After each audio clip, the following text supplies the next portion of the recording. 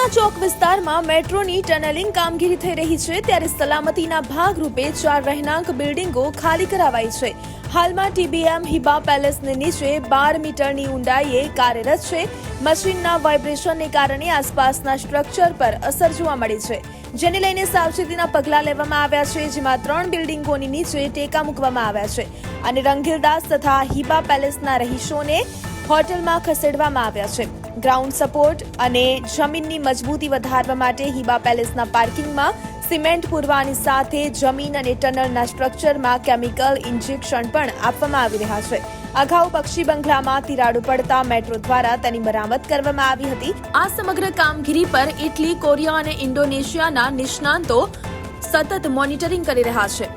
જીએમઆરસીના અધિકારીઓના જણાવ્યા અનુસાર અત્યાધુનિક ટેકનોલોજીનો ઉપયોગ થઈ રહ્યો હોવાથી ગભરાવાની જરૂર નથી અને આ પ્રોજેક્ટની પ્રગતિનો અહેવાલ દર કલાકે સીએમઓ અને પીએમઓને મોકલવામાં આવી રહ્યો છે.